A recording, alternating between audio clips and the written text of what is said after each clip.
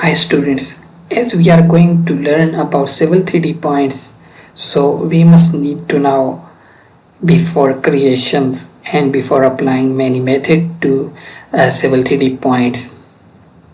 In this video we will learn about Cogo points and survey point, and we will know what is the difference between Cogo points and survey points. In chapter 2, survey, we imported survey data that contain points.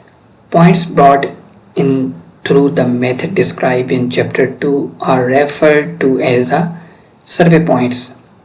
In this chapter, we will import points from a delimited text file and place them in the drawing using the point creation tools. Points created in this manner are referred to as Cogo points. This figure shows the contextual tab difference between points brought in the Cogo points, the top one, and the point brought in through a survey database at the bottom. You can see the difference between these two tabs related to Cogo points and survey point. So the difference between Cogo points and survey points are subtle but important to note. The definition and graphical representation of Cogo points are stored in the drawing.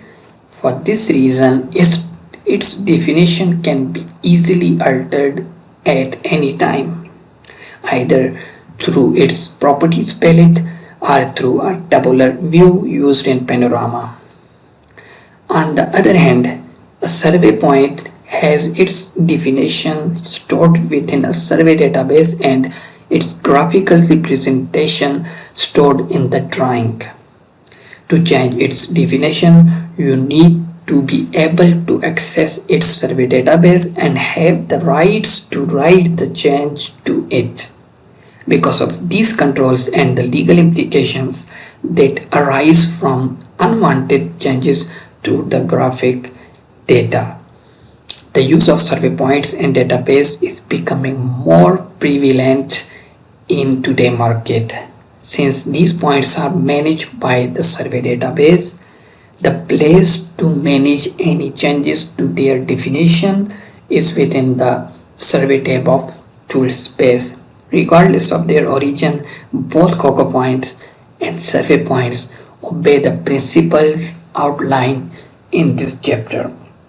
Stay tuned with us for more advanced technique with civil 3D points.